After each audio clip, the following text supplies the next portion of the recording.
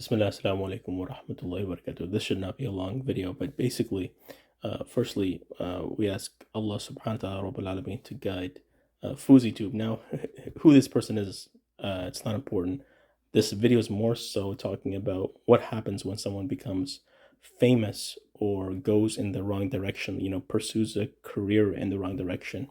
And like I said, I just randomly came across my social media. I wasn't looking for it, but some news came out that this person is having some kind of breakdown, getting into fights, becoming a rapper. And I thought to myself, subhanAllah, I remember watching this person, many years ago. They used to do kind of funny pranks or whatever videos even for the Muslim community. And then later on, I remember some Muslim YouTubers were making videos like dawah to him. And then later on, his brother apparently, Alhamdulillah, may Allah bless him, is a practicing Muslim and trying to help him out as well too. And he does have, like, he is in touch with some Muslim YouTubers, even if it's not closely, but still he's in touch. He has their contacts and whatnot.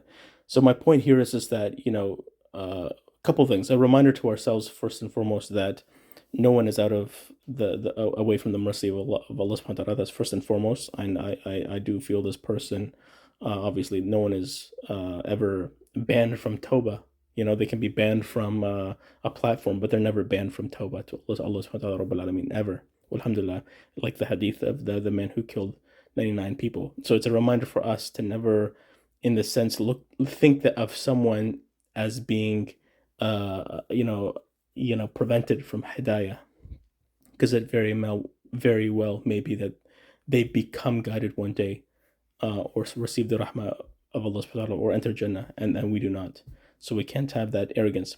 At the same time, that being said, we are allowed to hate and look down upon the lifestyle. And this is one thing I wanted to say is that, because I was watching, like I said, just a clip and kind of laughing to myself, that apparently fame, it's kind of seems obvious that fame, money, is important to this person, or women or whatnot. Women I can understand, right? But all of those things, I don't know if this person realizes, brother Yusuf or Fuzi or any of the famous Muslim influencers these days, the ones even like I said, never even heard of Neon.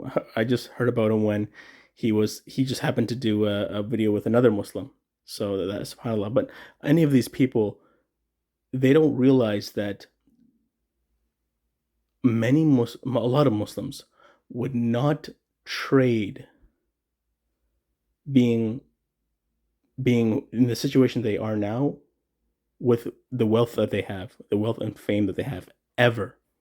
In fact, when I look at the amount of problems this person has, from mental issues to lack of Islamic knowledge, like pure jahl in some cases, and almost unhappiness, then it's not evident to them, but it should be evident to us that we have to say Alhamdulillah for the blessings of Islam. And I would advise, and this is advice to me first and foremost, that we need to hate this kind of lifestyle. I mean, the Jahiliyyah lifestyle, that where you're absent from Islamic knowledge.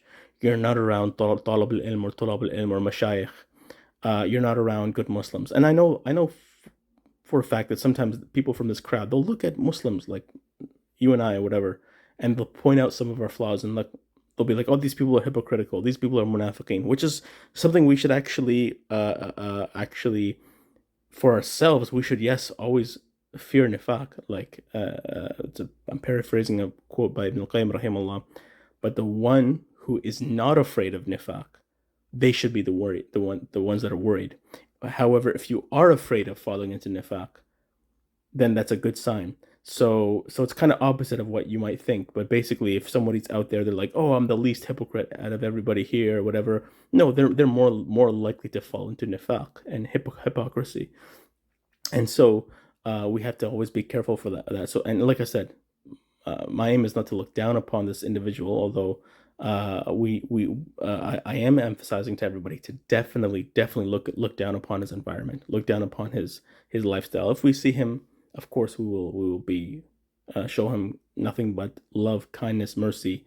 وَذَكِّرْ فَإِنَّ الذِّكْرَ تَنْفَعُ الْمُؤْمِنِينَ. We will remind him just like we want to be reminded in a nice and beautiful way. But we will be direct with him and say, you know, I don't know, not only is your lifestyle, you know, disgusting, but I think even you're disgusted with it. You're fed up. You seem to be fed up with it, subhanAllah. So again, I'm almost at a loss of words as to,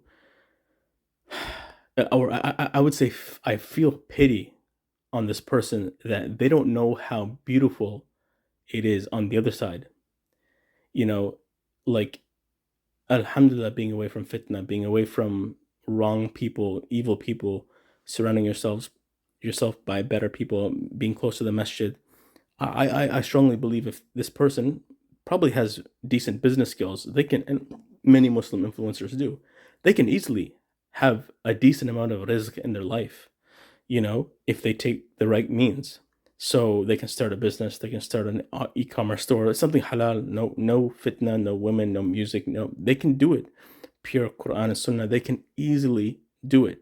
But I think what they need to train themselves to do is start to hate, you know, the lifestyle that they're living, the music, the girls, the women, like the, you know, that, like I said, it may not be easy, but you know, for them, you know, they're like almost like hippies, like, oh, I want to love everything. Well, no, that's not the way things work. And even right now, I'll tell you, you don't love everything. Nobody loves everything, and it's a sign of iman to in fact hate certain things, inshallah ta'ala.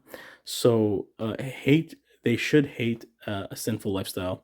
And I ask Allah subhanahu wa ta'ala Rabbul Alameen to protect us from this kind of evil and this fitna and the kind of mental instability that it can cause to a person. Barakallahu feekum. Jazakallahu khair. Assalamu alaikum wa rahmatullahi wa barakatuh. That Allah put in mind. The same heart in your heart is the same heart organ that Allah gave me. Same brain, same eye, same this. We are all one of the same. Correct. But Allah's magnificence just did a few alterations and made us different and unique.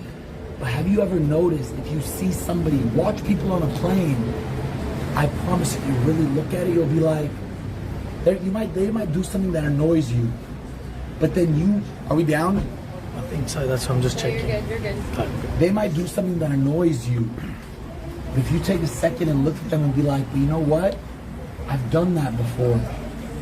What I think, I don't have the ways to put this into words yet, so I can't express